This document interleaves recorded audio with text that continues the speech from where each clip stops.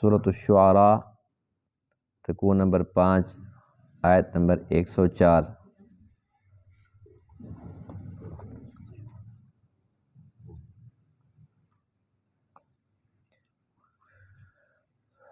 اعوذ باللہ من الشیطان الرجیم،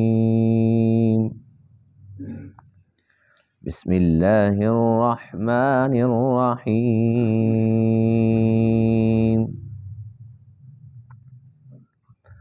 كذبت قوم نوح المرسلين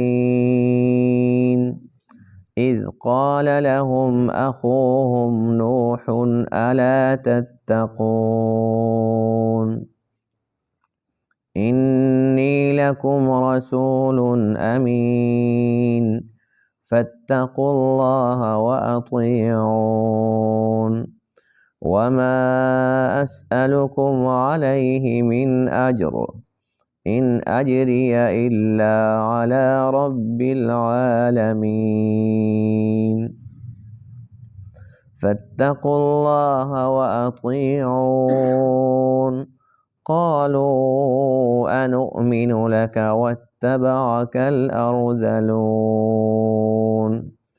قال وما علمي بما كانوا يعملون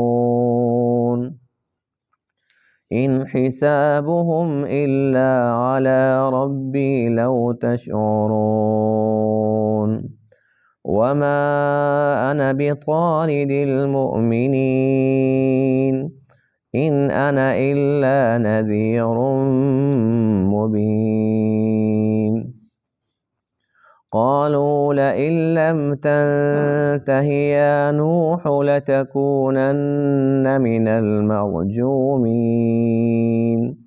قال رب إن قومي كذبون فافتح بيني وبينهم فتحا ونجني ومن معي من المؤمنين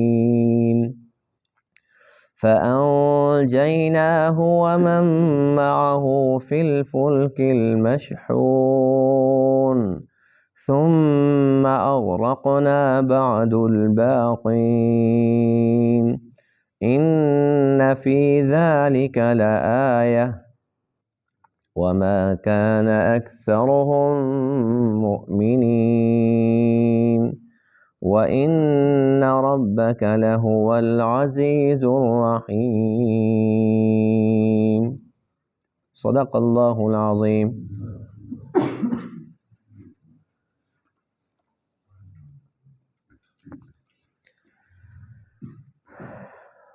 آج کے درس میں ان آیت کریمہ میں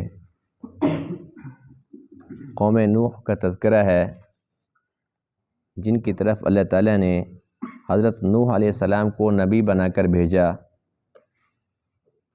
آپ نے اپنی قوم کو سب سے پہلے دعوت توحید دی، ارشاد فرمایا کہ تم اللہ تعالیٰ سے ڈرو۔ اللہ تعالیٰ جو کہ رب العالمین ہیں، وحدہ لا شریک ہیں۔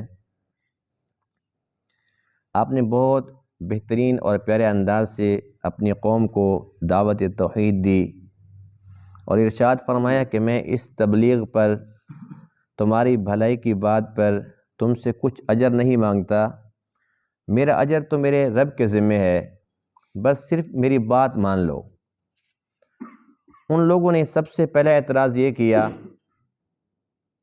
کہ دیکھیے، جو آپ پر ایمان لانے والے ہیں یہ بہت ہی زیادہ گھٹیا لوگ ہیں، نعوذ باللہ من ذالک۔ یہ ان کا بڑا بول شیطانی بولتا، یہ متکبرانہ بات اللہ تعالیٰ کو بالکل بھی پسند نہیں تھی۔ تکبر تو اللہ کو پسند ہی نہیں۔ انسان کمزور ہے، تکبر کرے تو کیوں؟ یہ تو کمزور ہے، یہ تو اللہ کی صفت ہے جو صمد بے نیاز ہے، جس کے کام سب کے بغیر بنتے ہیں، وہ متکبر ذات ہے۔ ان لوگوں نے پہلی بات یہ کی کہ یہ گھٹیا قسم کے لوگ ہیں، غریب قسم کے لوگ ہیں، یہ آپ کے پاس اٹھتے بیٹھتے ہیں، اس لیے ہمارے بس میں ہی نہیں ہے کہ ہم ان کے ساتھ آ کر بیٹھیں اور ہم آپ کی باتوں میں آئیں۔ اس پر نوح علیہ السلام نے انہیں سمجھایا کہ دیکھو یہ میرے پاس جس نیت سے بھی آئے بیٹھے ہیں میں تو نہیں جانتا، میرا رب جانتا ہے، لیکن یہ میرے پاس آئے ہیں، انہوں نے میری بات مانی ہے، اللہ پر ایمان لائے ہیں، اور ان کو عقیدت توحید کی بات سمجھ آ گئی، ان لوگوں نے اپنا لیا ہے، تو میرے بس میں نہیں ہے کہ میں ان کو بھگا دوں، آنا ہے تو ان کے ہوتے ہوئے آؤ، ایسا ممکن نہیں ہے کہ میں ان کو بھگاؤں اور تمہارے لیے جگہ خالی کروں۔ اب انہیں اور غصہ آ گیا، اچھا اب ہماری یہ اوقات ہے؟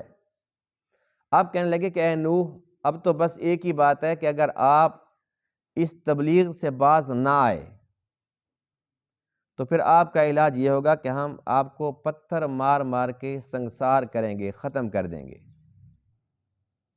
جب ان لوگوں نے دھمکیاں دینا شروع کر دی اور آپ 950 سال تک تبلیغ فرما چکے تھے، یہ کہنا آسان ہے، 950 سال، تب آپ نے اللہ تعالیٰ کے ہاں بد دعا کی ان کے حق میں کہ اللہ اب تو فیصلہ فرما دے، اب ان لوگوں نے بہت زیادہ مجھے مارا ہے، ستایا ہے، تنگ کیا ہے، اور ہر وقت تانے، اور پھر جو لوگ ایمان لا چکے ہیں ان کو تکلیفیں پہنچاتے ہیں۔ اب ایک ہی راستہ ہے کہ تو ایک بہترین ایسا فیصلہ فرما کہ جو بالکل کھلے عام ہو، واضح، سب کو نظر آیا کہ ہاں حق اس طرف اور باطل اس طرف ہے۔ اللہ فرماتے ہیں کہ پھر ہم نے فیصلہ یہ فرمایا، نوح علیہ السلام کو حکم دیا تھا کہ کشتی بناؤ، وہ جب کشتی بن چکی تو اللہ فرماتے ہیں کہ جو آپ پر ایمان لائے ان کو بھی کشتی میں سوار کراؤ، اور اس کے علاوہ جو اتنے جانور ہیں، پرندے ہیں، سب کا جوڑا جوڑا بھی اپنے ساتھ رکھ لو کہ ہم نے ان کی نسل آگے چلانی ہے، جو کشتی سے رہ جائیں گے ان سب کو ختم کرنا ہے۔ تو اللہ تعالیٰ نے نوح علیہ السلام کو اور آپ پر ایمان لانے والوں کو اس کشتی کے اندر بٹھا کر نجات عطا فرمائی، اور باقی سب کے سب لوگ غرق ہو گئے۔ تو اللہ تعالیٰ کی قدرت دیکھیے، اللہ تعالیٰ نے 950 سال تک تو ان کو بھی موقع دیا ہے، لیکن بالآخر پھر کیا ہوا؟ بے شک وہ غریب سمجھے جاتے تھے، تعداد میں کم تھے، ان کی نظر میں وہ گھٹیا تھے، اللہ کے ہاں وہ پسندیدہ تھے، اللہ کے وہ مقرب تھے، اللہ کے پیارے تھے، تبھی تو اللہ تعالیٰ نے ان کو نجات دی اور ان کو نہیں دی جو سمجھتے تھے کہ ہم بہت بڑی چیز ہیں۔ اس لیے کسی بھی انسان کو یہ زیب نہیں دیتا کہ وہ کسی بھی درجے کے اندر تکبر کرے۔ جو بھی تکبر کرتا ہے اللہ تعالیٰ اس کو دنیا کے اندر بھی ذلیل کرتا ہے، اور آخرت کے اندر بھی اللہ تعالیٰ اس کو ذلیل فرمائے گا۔ کذبت قوم نوح المرسلین، جھٹلایا قوم نوح نے مرسلین کو، پیغمبروں کو، اذ قال لهم اخوہم نوح، جب کہا ان کو ان کے بھائی نوح نے، الا تتقون، کیا تم ڈرتے نہیں، انی لکم رسول امین، بے شک میں تمہارے لیے رسول ہوں امانت دار، فاتقوا اللہ، پس تم اللہ تعالیٰ سے ڈرو، واطیعون، اور میری اطاعت کرو، وما اسألکم علیہ من اجر، اور میں نہیں مانگتا تم سے اس پر کوئی اجر، کچھ معاوضہ بھی نہیں مانگتا، ان اجریہ الا علی رب العالمین، بے شک میرا اجر تو رب العالمین کے ذمے ہے، فاتقوا اللہ، پس تم اللہ تعالیٰ سے ڈرو، واطیعون، اور میری اطاعت کرو، قالوا، ان لوگوں نے کہا، یوں جواب دیا، انؤمن لک، کیا ہم ایمان لائیں تجھ پر، واتبعک الارذلون، جبکہ تیری اتباع کرتے ہیں رذیل، گھٹیا قسم کے لوگ۔ قال، آپ نے فرمایا، وما علمی، اور مجھے کیا علم، بما کانوا یعملون، کہ وہ کیا کرتے ہیں۔ ان لوگوں نے اٹیک کیا تھا نا کہ یہ گھٹیا ہیں، تو نوح علیہ السلام نے فرمایا کہ مجھے کیا پتہ کہ کیا کرتے ہیں، کہ تم نے ان کے کون سے پیشے کو دیکھ کر کہا کہ گھٹیا ہیں، مجھے تو یہ بھی نہیں پتہ کہ یہ کیا کرتے اور وہ کیا کرتا ہے، میں نے تو ان سے دنیا کی بات پوچھی ہی نہیں ہے۔ ان حسابہم الا علی ربی، بے شک ان کا حساب تو میرے رب پر ہے، لو تشعرون، اگر تم شعور رکھتے ہو، اللہ بہتر جانتا ہے، مجھے کیا معلوم، وما انا بطارد المؤمنین، اور میں نہیں ہوں مؤمنین کو دھکیلنے والا، ان کو بھگا دوں، ایسا نہیں ہو سکتا، ان انا الا نذیر مبین، میں تو نہیں ہوں مگر واضح طور پر ڈرانے والا۔ قالو وہ کہنے لگے لئن لم تنتہی یا نوح، اے نوح اگر تو باز نہ آیا، لتکونن من المرجومین، البتہ تو ضرور ہو جائے گا سنگسار کیے ہوئے میں سے۔ قال نوح علیہ السلام نے عرض کیا ربی ان قومی کذبون، اے میرے رب بے شک میری قوم نے میری تکذیب کی، مجھے جھٹلایا ہے، فافتح بینی و بینہم فتحا، پس تو فیصلہ فرما دے میرے اور ان کے درمیان بالکل واضح، ونجنی اور مجھے نجات عطا فرما، ومن معی من المؤمنین اور ان کو بھی جو میرے ساتھ ایمان لانے والوں میں سے ہیں، فانجیناہ پس ہم نے ان کو نجات عطا فرمائی، ومن معہ اور ان کو بھی جو آپ کے ساتھ تھے، فی الفلک المشحون بھری ہوئی کشتی میں، ثم اغرقنا بعد الباقین پھر ہم نے غرق کر دیا اس کے علاوہ دوسروں کو، باقی رہنے والوں کو، ان فی ذلک لآیہ بے شک اس واقعے میں البتہ نشانی ہے، وما کان اکثرهم مؤمنین جبکہ ان کے اکثر ایمان لانے والے نہیں ہوتے، وَإِنَّ رَبَّكَ لَهُوَ الْعَزِيزُ الرَّحِيمُ اور بے شک تیرا رب البتہ وہ غالب بہت زیادہ رحم کرنے والا ہے۔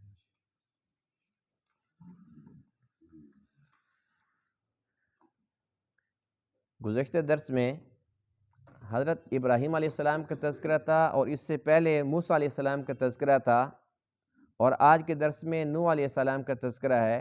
تو ایسے محسوس ہوتا ہے کہ ترتیب ایسی تھی کہ پہلے موسیٰ علیہ السلام، پھر ابراہیم علیہ السلام اور پھر نوح علیہ السلام، حالانکہ ایسا نہیں ہے۔ ترتیب کے لحاظ سے نوح علیہ السلام ان سب سے پہلے ہیں، اور یہ جو پیغمبر ہیں موسیٰ علیہ السلام ہو گئے، یہ تو بنی اسرائیل کے پیغمبروں میں سے ہے، ابراہیم علیہ السلام کے بھی بعد ہیں، لیکن یہاں ترتیب کے لحاظ سے پہلے موسیٰ علیہ السلام کا تذکرہ آیا، ابراہیم علیہ السلام کا بعد میں آیا، حالانکہ موسیٰ علیہ السلام ابراہیم علیہ السلام کی نسل میں سے تھے، بنی اسرائیل میں سے تھے۔ تو اس کی وجہ مفسرین کرام نے یہ لکھی ہے کہ اصل بات تھی سرکشی کی، جس قوم میں سرکشی اور تکبر بہت زیادہ تھا اس کا نمبر پہلے لگا۔ تو موسیٰ علیہ السلام کے دور کے اندر چونکہ فرعون تھا، وہ بہت بڑا متکبر تھا، بہت بڑا شیطان تھا، جس نے خدائی کا دعویٰ کیا تھا اور کہا تھا انا ربکم الاعلیٰ، کہ میں سب سے بڑا رب ہوں۔ تو ان کا تذکرہ پہلے آیا ہے، اس کے بعد پھر ابراہیم علیہ السلام کا تذکرہ آیا، کیونکہ ان کے دور کے اندر نمرود تھا، اس کا دعویٰ بھی خدائی کا تھا۔ جب ابراہیم علیہ السلام نے فرمایا کہ جو میرا رب ہے یحیی و یمیت، وہ زندہ کرتا ہے اور مارتا ہے، قال انا احیی و امیت، کہتے یہ کام تو میں بھی کرتا ہوں، میں بھی زندہ کرتا ہوں، میں بھی مارتا ہوں۔ تو زندہ کرنے اور مارنے کا مقصد ابراہیم علیہ السلام کی نظر میں کچھ اور تھا، اس کی نظر میں کچھ اور تھا۔ اس نے کہا دیکھو جو سزائے موت ہے اس کو چھوڑ دو، میں نے اس کو زندگی دے دی، ایک بندہ ٹھیک ٹھاک ہے اس کی گردن کاٹ دو، میں نے اس کو موت دے دی۔ اب یہ بات کسی کو سمجھ آ سکتی تھی، کسی کو نہیں آ سکتی تھی۔ ابراہیم علیہ السلام نے اس سوال جواب کو ایک طرف رکھ دیا اور اگلی بات کی، فرمایا کہ فَإِنَّ اللَّهَ يَأْتِي بِالشَّمْسِ مِنَ الْمَشْرِقِ فَأْتِ بِهَا مِنَ الْمَغْرِبِ، میرا رب سورج کو مشرق سے نکالتے تو مغرب سے نکال۔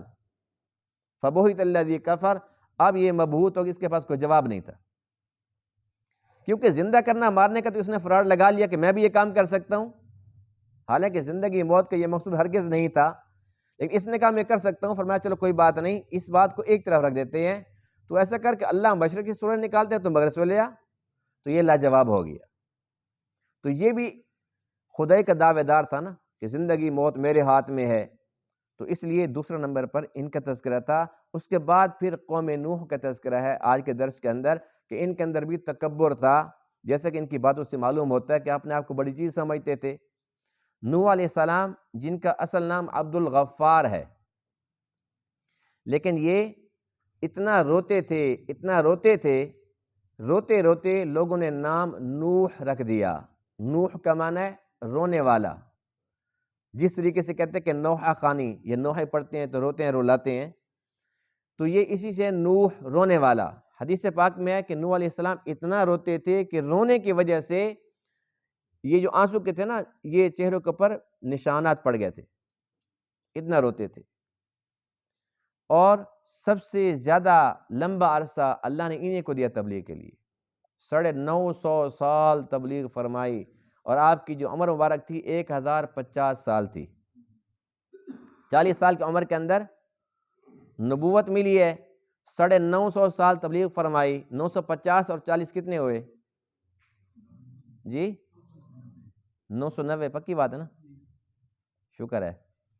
تو 990، اور پھر جب طوفان آیا، طوفان کے بعد پھر 60 سال تک رہے، تو 990 اور 60 کتنے ہوئے؟ 1050 سال۔ کتنا لمبا عرصہ ہے۔ یہاں صورتحال یہ کہ ہم اپنے گھر کے اندر اپنے بیٹے کو، اپنی بیٹی کو، بیوی کو 2 دن 4 دن 10 دن مہینہ نماز کا کہتے ہیں، پھر کہتے ہیں جائے جہنم میں۔ نہیں جو مانتے ہم کیا کریں؟ اور ہم سمجھتے ہیں کہ ہم بری ذمہ ہیں۔ اپنی اولاد کو، اپنے ماتحتوں کو، اپنے گھر والوں کو، دوستوں کو، رشتہ داروں کو، محلے داروں کو تو دور کی بات ہے، اپنے گھر والوں کو ہم کتنی تبلیغ کرتے ہیں؟ ہم سب اچھی طرح جانتے ہیں نا۔ 2 4 دفعہ 10 دفعہ 20 دفعہ کہہ دیں گے، اس کے بعد ہم کیا کہتے ہیں؟ بھئی میں نے کوئی ٹھیکہ اٹھا رکھا ہے، وہ پاگل ہے۔ جب اس نے جہنم میں جانا پسند کر لیا تو جائے، اللہ کرے جلدی چلا جائے۔ لیکن نبیوں کا ظرف ہوتا ہے، یہ نبیوں کا ظرف ہوتا ہے، وہ اتنے اعلیٰ ظرف ہوتے ہیں کہ بے لوث، نہ جان نہ پہچان، ہر کسی کی ہمدردی کہ یہ جہنم سے بچ جائیں، یہ جہنم سے بچ جائیں، یہ جنتی بن جائیں، یہ اللہ تعالیٰ کے سچے بندے بن جائیں۔ اتنی محنت، 950 سال تبلیغ فرمانا آسان کام ہے۔ اور نوح علیہ السلام کی محنت سے ہمیں یہ سبق ملتا ہے کہ اتنے لمبے عرصے کے اندر کل کتنے 72 یا 80 تعداد لکھی ہے، 72 کم سے کم، زیادہ سے زیادہ 80 لکھی ہے، 80 سے اوپر بھی نہیں تھے۔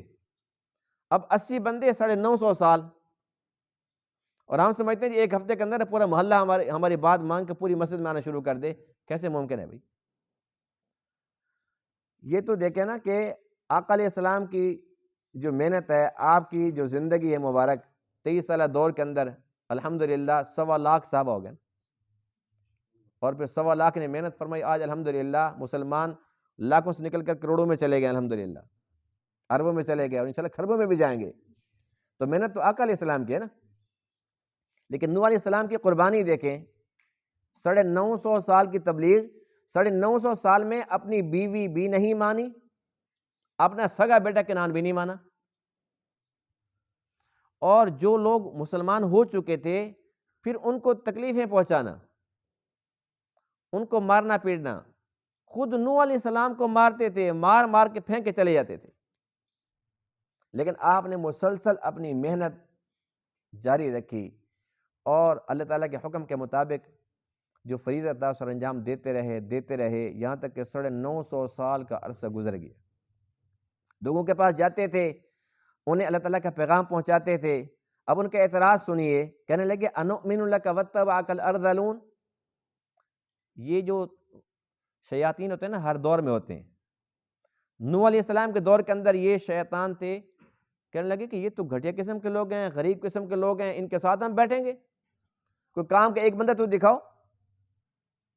یہی بات آپ علیہ السلام کو مشرکین مکہ نے کی کہ یہ تو بلال حبشی ہے، شعیب رومی ہے، سلمان فارسی، یہ تو ہمارے آزاد کردہ غلام ہیں، یہ غلام ہیں، ان کے ساتھ ہم بیٹھیں گے، ان کو اٹھاؤ۔ اللہ نے کیا فرمایا؟ کوئی ضرورت نہیں اٹھانے کی۔ اللہ تعالیٰ کو اتنا بھی گوارا نہیں تھا، اتنا بھی پسند نہیں تھا کہ ایک مرتبہ عبداللہ ابن ام مکتوم رضی اللہ تعالیٰ عنہ، جو کہ نبینا صحابی ہیں، وہ آئے کو بات پوچھنے کے لیے، اور اس وقت کوئی بڑے بڑے سردار بھی آئے بیٹھے تھے، تو آقا علیہ السلام نے ان کو یہ فرمایا کہ تم تھوڑا ادھر ہو جاؤ، چلو یہ تو اپنا ہے، یہ کہیں جانے لگا ہے، بعد میں اس سے بات کر لیں گے، ہو سکتا ہے ان میں سے کوئی بندہ آ جائے، ان کو بات سمجھ آ جائے، تو ان کے ساتھ بہت زیادہ فائدہ ہو جائے گا مسلمانوں کو، ہمیں تقویت نصیب ہو جائے گی۔ اللہ فرماتے ہیں عبس وتولی ان جاءہ الاعمی، آپ نے تیوری چڑھائی، منہ موڑا اس بات سے کہ آپ کے پاس ایک نبی نہ آ گیا۔ آپ کو کیا معلوم کہ اس نبینے کی ہمارے ہاں کیا شان ہے؟ فرمایا کہ انہیں بھگا دو، یہ جو سردار بنے ان کی سرداری انہیں مبارک ہو، بھیج دو ان کو، انہیں اگر ہماری ضرورت نہیں تو ہمیں بھی ان کی ضرورت نہیں ہے۔ اللہ فرماتے ہیں کہ ہمیں وہ نبینا پسند ہے جنہیں یہ لوگ گھٹیا سمجھتے تھے۔ ہر دور کے اندر جس کے پاس 2 ٹکے آ جاتے ہیں نا، وہ یہ سمجھتے ہیں جی میں بڑی چیز ہوں، شیطان اس کے دماغ کو خراب کرتا ہے. وہ کہتے ہیں جی میں بڑی چیز ہوں، میرے پاس تو مال و دولت ہے، میرے پاس تو یہ ہے، میرے پاس تو وہ ہے. اللہ تعالیٰ کو اس کی کچھ بھی پرواہ نہیں ہے. جن چیزوں کو ہم سمجھتے ہیں نا کہ معیار ہے، جی فلانا بندہ نا یہ بڑا پہنچا ہوا ہے جی، وہ بڑی شان والا ہے. کیا جی اس کے پاس کیا اس کی شان ہے؟ بھائی اس نے فلانی، آپ کو پتہ چلا اس نے فلانی کوٹھی خرید لی ہے، یہ اس کی شان ہے. اس نے گاڑی خرید لی ہے، اس نے جائیداد بنا لی ہے، یہ سمجھتے ہیں کہ یہ بڑی شان والا ہے. جن چیزوں کو ہم شان والا سمجھتے ہیں، اللہ تعالیٰ کی چیزیں شان والی نہیں ہیں. اللہ تعالیٰ کو جو چیز پسند ہے وہ اپنے بندے کے اندر ایمان، تقوی، عاجزی پسند ہے. اللہ تعالیٰ کی پسندیدہ چیزیں یہ ہیں. آپ وہ لوگ کیا کہتے ہیں کہ بھئی یہ جو رذیل ہیں، گھٹیا قسم کے لوگ ہیں، اس پر پہلے ایک حدیث پاک سنی. حدیث پاک میں ہے بدأ الاسلام غریبا وسیعود کما بدأ فطوبى للغرباء، کہ ابتدا بھی یہی تھی کہ اسلام غریبوں میں تھا، اور پھر ایک وقت آئے گا پھر بھی غریبوں میں رہ جائے گا سمٹ کے. فرمایا کہ خوشخبری ہے، فطوبى، خوشخبری ہے غریبوں کے لیے. یعنی اللہ کو، اللہ کے رسول کو تو یہ پسند ہے، یہی غریب طبقہ پسند ہے. یہی وجہ ہے کہ آپ علیہ الصلوۃ والسلام امام الانبیاء ہونے کے باوجود، خاتم النبیین ہونے کے باوجود، فخر الرسل ہونے کے باوجود کیا دعا فرماتے ہیں؟ اللہم احیینی مسکینا، اے اللہ مجھے زندہ رکھ تو مسکینی کی حالت میں، وَأَمِتْنِي مسکینا، مجھے موت دے تو مسکینی کی حالت میں، وَاحْشُرْنِي فِي زُمْرَةِ الْمَسَاکِین، اور میرا حشر بھی مساکین کے ساتھ کرنا. اللہ کے نبی کو تو یہ طبقہ پسند ہے. کبھی کسی نبی نے دعا کی کہ میرا حشر ان کے ساتھ ہو جو دنیا دار ہیں؟ اللہ کے نبی کیسے کر سکتے ہیں؟ کیا عام مسلمان، کیا ہم میں سے کوئی کہہ سکتا ہے کہ اللہ ہمارا حشر قارون کے ساتھ کر دینا، وہ بڑا پہنچا ہوا تھا؟ کوئی کہتا ہے؟ بچوں کا کوئی نام رکھنا پسند کرے گا؟ جی میرا بچہ نا قارون بن جائے، رکھے گا کوئی نام؟ بچوں کا نام کیا رکھتے ہیں؟ ابو ہریرہ، جو بھوک کی وجہ سے بے ہوش پڑے ہوتے ہیں بیچارے، بھوک کی وجہ سے. لیکن ہم کہتے ہیں نہیں ابو ہریرہ نام رکھیں گے، مسجد کا نام بھی ابو ہریرہ، مدرسے کا نام ابو ہریرہ، بچے کا نام ابو ہریرہ، مسجد کا نام بلال، بچے کا نام بلال. تو یہ تو وہ لوگ ہیں جو غریب تھے، تو ان کے نام پہ کیوں نام رکھتے ہیں؟ یعنی کہ ہمیں پسند ہیں، لیکن اس کے ساتھ ساتھ پھر ہمیں یہ غربت پسند بھی نہیں ہے، یہ فقر پسند بھی نہیں ہے. ان کی غربت اچھی لگتی ہے، اور یہ ہمارے گھر میں آئے تو بری لگتی ہے. وہ اچھے تھے کہ ان کے پاس کچھ بھی نہیں تھا، لیکن اللہ تعالیٰ کو بہت پسند تھے. لیکن اگر اللہ فرمایا کہ میں تمہیں ویسا کر دوں، یا اللہ ہمیں نہ کرنا ایسے، یہ منافقت نہیں ہے تو اور کیا ہے نا دوہرا معیار. یعنی کہ فقر و فاقہ صحابہ کے لیے ٹھیک ہے، ہماری بس محبت ان کے لیے رہے گی. یا اللہ فقر و فاقہ ہمارے گھر نہ بھیجنا، نبی کے گھر تو بھیجیے وہ بھی ٹھیک ہے، جو تیرے محبوب ہے اس کے گھر میں فاقہ اچھا لگتا ہے، ازواج مطہرات کے گھر کچھ نہ پکے اچھا لگتا ہے. یا اللہ ہمارا حشر ایسا نہ کرنا. کیسے مسلمان ہیں؟ یہ تو دنیا جس کے پاس کم ہے وہ خوش نصیب ہے، اس کے پاس بوجھ کم ہے، اس کے پاس بوجھ کم ہے تو اس کے پاس حساب کم ہے. اب ان لوگوں نے ایک بات کی کہ یہ گھٹیا لوگ ہیں. لفظ ہے وَاتَّبَعَكَ الْأَرْذَلُونَ، اس کا لفظی معنی یہی ہے کہ آپ کی اتباع کی گھٹیا لوگوں نے. اب گھٹیا کس بات پر؟ اب اس بات کا اگلا جو جواب ہے نا نوح علیہ السلام کا، اس سے پتہ چلتا ہے کہ ان لوگوں نے گھٹیا کیوں کہا تھا. قال وما علمی بما كانوا يعملون، کہ مجھے کیا معلوم کہ وہ کیا کرتے ہیں. اس کا مطلب یہ ہے کہ وہ جو ان کا کوئی پیشہ ہوگا، اس پیشے کو بنیاد بنایا، وہ تو جی جوتے گانٹتا ہے، اس کے ساتھ بیٹھیں. نوح علیہ السلام فرماتے ہیں کہ مجھے کیا پتا وہ کیا کرتا ہے، میں نے تو پوچھا بھی نہیں ہے کہ تو جوتے گانٹتا ہے، تو کپڑے اس لیے کرتا ہے، کپڑے دھوتے، تو کون سا کام کرتا ہے، مجھے تو پتہ نہیں ہے، نہ میری ذمہ داری ہے کہ میں پوچھوں. جو آتے ہیں میں کہتا ہوں جی بسم اللہ آؤ، میں تو کہتا ہوں ہر بندہ آئے. تو کسی پیشے کی وجہ سے کسی کو حقیر سمجھنا، یہ وہی جاہلیت ہے جو آقا علیہ السلام کی آمد سے قبل جاہلیت تھی. حجۃ الوداع کے موقع پر آقا علیہ السلام نے فرما دیا تھا کہ کسی عربی کو عجمی پر کوئی فضیلت نہیں ہے، کسی کالے کو گورے پر، کسی گورے کو کالے پر کوئی فضیلت نہیں ہے. فرمایا کہ جو معیار ہے وہ صرف اور صرف تقوی ہے. ان اکرمکم عند اللہ اتقاکم، اللہ کے ہاں سب سے زیادہ عزت والا وہ ہے جو زیادہ تقوی والا ہے. اور حضور علیہ الصلوۃ والسلام نے ایسے غریبوں کے لیے، ان کی تسلی کے لیے، دل جوئی کے لیے ہر چھوٹا کام خود کیا ہے۔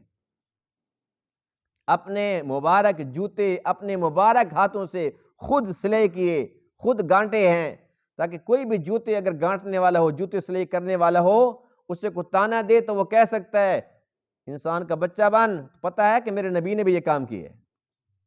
نبی کو ضرورت نہیں تھی، لیکن پتہ تھا میری امت میں سے کچھ ایسے لوگ ہوں گے جن کے اندر شیطان گھسا ہوا ہوگا اور اس پیشے کو حقیر سمجھیں گے، اور اس پیشے کی وجہ سے ایک مسلمان کو، مومن کو، متقی کو تانا دیں گے، تو کم سے کم تانا دینے والا یہ تو ضرور سوچے گا، ایک بار نہیں 10 بار سوچے گا کہ میرے نبی نے بھی تو یہ کام کیا تھا۔ پھر اپنے مبارک کپڑوں پر خود پیوند لگائے۔ کپڑے سلائی والے کو اگر تانا دیتا ہے تو درزی خبردار، کپڑے سلائی کرنا میرے نبی نے خود کیے۔ حضور علیہ الصلوۃ والسلام نے چھوٹے چھوٹے کام خود کیے ہیں، یہاں تک کہ اپنے گھر کے اندر امہات المومنین بتاتی ہیں کہ ہمارے ساتھ سبزی کاٹتے تھے، برتن دھو لیتے تھے۔ سبحان اللہ، کون ایسا کر سکتا ہے آج کل؟ یعنی کہ نبیوں کے نبی ہیں۔ امت کو تعلیم دینا مقصد تھا کہ چھوٹے سے چھوٹا کام، کوئی کام بھی چھوٹا نہیں ہوتا۔ الکاسب حبیب اللہ، جو ہاتھ سے کام کرتا ہے، جس کا ہاتھ کا ہنر ہے، وہ براہ راست اللہ کا حبیب، اللہ کا دوست ہے۔ کتنی بڑی شان ہے، کتنا بڑا رتبہ ہے۔ اور آج ہم پھر وہی زمانہ جاہلیت میں ہیں، بھئی اس کا دادا وہ کرتا تھا، وہ فلانا کام کرتا تھا، اس کے نا پردادے نے وہ کام کیا تھا۔ بھئی کیا تھا تو کیا کیا تھا؟ کفر کیا تھا، کام کیا تھا، کام کرنا تو اللہ کا دوست ہوتا ہے، کام کیا اچھی بات ہے اور کام کرنا چاہیے۔ یہ بتائیے کہ ہم سب کے سب کس کے اولاد ہیں؟ آدم علیہ السلام کی۔ تو ہم سب کے ابا تو آدم علیہ السلام ہیں۔ وہ کیا کرتے تھے؟ کھیتی باڑی، یعنی کسان والا کام کرتے تھے نا۔ تو ہم سب کے سب کون ہیں؟ ہمارا باپ کیا کرتا تھا؟ کھیتی باڑی کرتا تھا۔ اب اس کے بعد ان کی نسل میں سے کسی نے کھیتی باڑی کی ہے تو کہتے ہیں جو جٹ ہیں، جی تو جٹ ہیں، وہ جٹ ہیں تو اچھی بات ہے بھئی زمینوں کا آباد کرتے ہیں۔ تو ہمارے باپ نے نہیں کی، آدم علیہ السلام نے نہیں کیا یہ کام۔ ادریس علیہ السلام وہ کیا کرتے تھے؟ درزی کا کام کرتے تھے، اللہ کے نبی نہیں تھے۔ داؤد علیہ السلام لوہے کا کام کرتے تھے، وہ جنگی لباس بناتے تھے، زرہ بنایا کرتے تھے، جنگی ٹوپیاں بنایا کرتے تھے، خود بنایا کرتے تھے، یعنی کہ لوہے کا کام کرتے تھے۔ آج کو لوہے کا کام کرے تو بس بات وہی ہے نا کہ ہمارے اندر منافقت ہے، ایک غریب ہے یہ لوہار ہے، یعنی اگر کوئی غریب ہے تو اس کو لوہار کہا جائے گا، اگر کوئی غریب کوئی امیر ہے تو وہ میاں صاحب، وہ میاں صاحب بن جائے گا، جی ظاہر سی بات ہے، پیسہ نہیں اس کے پاس۔ تو یہ ہم نے خود تفریق رکھی، جس کا پیسہ کم ہے تو وہ گھٹیا ہے، جس کے پیسہ زیادہ ہے تو وہ بڑی ہے۔ اچھا کام دادے نے کیا، پردادے نے کیا، کسی نے بھی کیا ہے تو کام کرنے میں تو آر والی بات ہی نہیں ہے۔ اللہ کے نبیوں نے سارے کام نہیں کیے۔ اب جس نبی کا تذکرہ آج کے درس میں، نوح علیہ السلام کون سا کام کیا تھا؟ کشتی بنائی تھی، لکڑی کا کام کیا تھا؟ نہیں کیا تھا۔ روئے زمین پر سب سے پہلی کشتی تھی، اور اللہ فرماتے ہیں وَاصْنَعِ الْفُلْكَ بِأَعْيُنِنَا وَوَحْيِنَا، یہ ہمارے حکم سے بن رہی تھی۔ بنانے والا نبی جن کو آدم ثانی کہا جاتا ہے، اور بنوانے والا کون؟ خود اللہ۔ بِأَعْيُنِنَا وَوَحْيِنَا، ہمارے سامنے بناؤ، ہمارے حکم سے بناؤ، لکڑی یوں بنانی ہے، یہ ایسے بنانی ہے۔ 3 منزلہ تھی کشتی، 450 فٹ لمبی۔ کتنی؟ 450 فٹ۔ یہ ہماری مسجد کتنے فٹ ہے ماشاءاللہ؟ 59 فٹ ہے، اور 450 کو لے جاؤ کتنے محلے بیچ میں آئیں گے؟ آج کے دور کے اندر یہ جو باہری بیڑے بنے ہوئے، بڑے بڑے جنگی جہاز بنے ہوئے ہیں، اب یہ جدید دور کے اندر بنے ہیں۔ اس دور کے اندر نوح علیہ السلام نے بنائی، اور اکیلے بنائی۔ کتنا عرصہ لگا ہوگا؟ عمر جو بہت زیادہ تھی، اور لگے رہے، درختوں کو کاٹتے تھے، اس کے پھٹے بناتے تھے، لکڑیاں اکٹھی کرتے تھے، اس کے بعد پھر وہ کشتی بناتے تھے، اور وہ کم وقت مذاق اڑاتے تھے، اے نوح یہ کون سی کشتی ہے، خشکی میں چلے گی، پانی تو ہے نہیں۔ آپ فرماتے تھے آج تم مذاق اڑا لو، ان تسخروا منا فانا نسخر منکم کما تسخرون، وہ وقت آنے والا ہے پھر ہم تمہارا مذاق اڑائیں گے۔ پانی تو آئے گا، جب اللہ کے حکم سے بن رہی ہے تو پانی بھی آئے گا، لیکن پھر تم دیکھو گے کہ پانی تو آ گیا، کشتی تو تیار ہو گئی، لیکن تمہیں جگہ نہیں ملے گی۔ کشتی بنے کہ نہیں بنی؟ تو اس لیے آج کے درس سے ایک بہترین سبق ہمارے لیے یہ ہے کہ کسی پیشے کو حقیر مت جانیں، کیونکہ وہ پیشہ ضرور کسی نہ کسی نبی نے کیا ہے، اور اگر یہ پیشے نہ ہوں تو دنیا کا نظام فوراً جام ہو جائے، سب کچھ ختم ہو جائے۔ کسی کو حقیر نہیں جاننا، ہاں جس کے اندر تقوی نہیں ہے، جس کے اندر ایمان نہیں ہے، وہ حقیر ہے۔ جس میں ایمان ہے وہ بہت اعلیٰ ہے۔ ایک مومن کی عزت اللہ تعالیٰ کے ہاں بیت اللہ سے بھی بڑھ کے ہے۔ ایمان تو یہ چیز ہے۔ تو ایک ان لوگوں کا یہ ایک اعتراض تھا جس کو اللہ تعالیٰ نے رد فرما دیا، اور ان کی اس تکبر کو، اس بری حرکت کو قرآن کا حصہ بنا کر ہمارے سامنے رکھا کہ ان لوگوں میں یہ حرکت تھی، اے امت محمدیہ تمہارے اندر یہ حرکت نہیں ہونی چاہیے۔ دوسری بات یہ تھی کہ جب ان کے پاس اور کوئی جواز نہیں بچا تو پھر ان لوگوں نے دھمکی دی، اے نوح اگر تو باز نہ آیا تجھے ہم سنسار کر دیں گے، پتھر مار دیں گے۔ پہلے کون سا نہیں مار رہے تھے؟ پہلے بھی ستاتے تھے، پہلے بھی مارتے پیٹتے تھے، اب کہنے لگے کہ مرجومین، بالکل سنسار کر کے تیری جان ختم کر دیں گے۔ جب ان لوگوں نے دھمکیاں دی اور انتہا کر دی، نوح علیہ السلام نے بد دعا کی ان کے حق میں، تو وہ کیوں کی اس کا ذکر قرآن مقدس کے اندر موجود ہے 12ویں پارے کے اندر، وَأُوحِيَ إِلَىٰ نُوحٍ أَنَّهُ لَن يُؤْمِنَ مِن قَوْمِكَ إِلَّا مَن قَدْ آمَنَ۔ نوح علیہ السلام پریشان رہتے تھے، اللہ تعالیٰ نے واضح کی کہ اے نوح جتنے آ چکے ہیں یہ تو آ چکے، اس کے بعد باقی جو بچے ہوئے ان میں سے کوئی بھی ایمان نہیں لائے گا۔ ایک امید ہوتی ہے نا کہ آج نہیں تو کل، 950 سال تو لگے رہے۔ جب اللہ نے واضح بھیج دی کہ بس جتنے ہیں نا یہ 72 یا 80 ان کو سنبھالو، باقی کسی کو اور محنت کرنے کی ضرورت ہی نہیں ہے، باقی کوئی بھی ایسا نہیں ہے جو آپ کی باتوں میں آئے اور ایمان لے آئے۔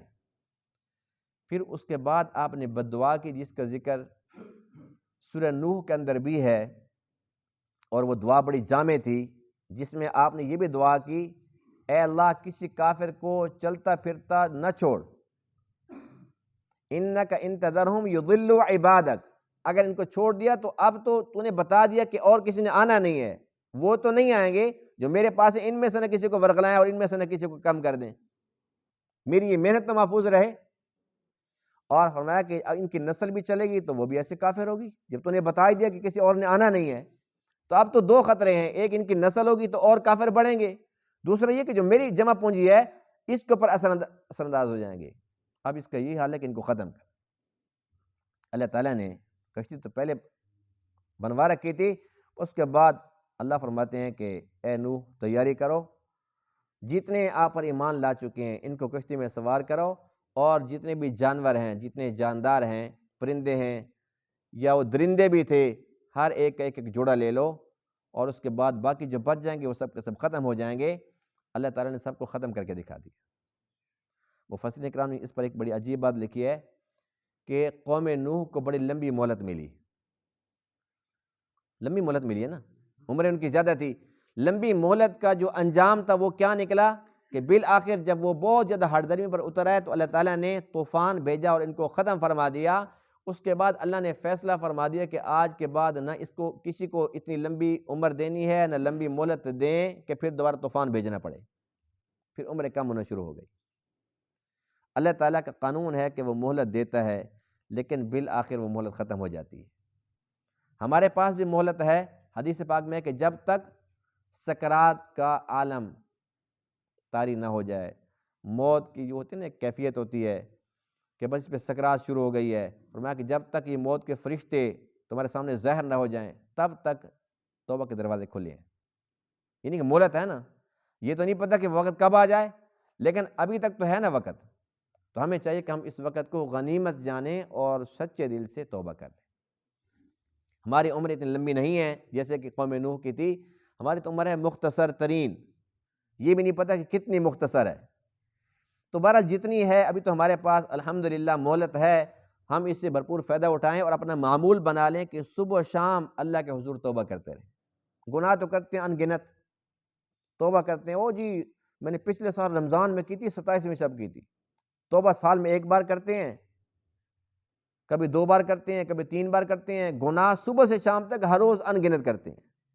تو ہمیں چاہیے کہ توبہ بھی زیادہ سے زیادہ کریں۔ ایک مومن اگر صبح و شام توبہ کا معمول بنا لے، جب بھی اللہ کا بلاوا آئے گا تو وہ توبہ کے ساتھ ہوگا، توبہ کے ساتھ ہوگا تو انشاءاللہ اگلی جتنی بھی منزلیں ساری کی ساری آسان ہو جائیں گی۔ کریں گے کوشش انشاءاللہ۔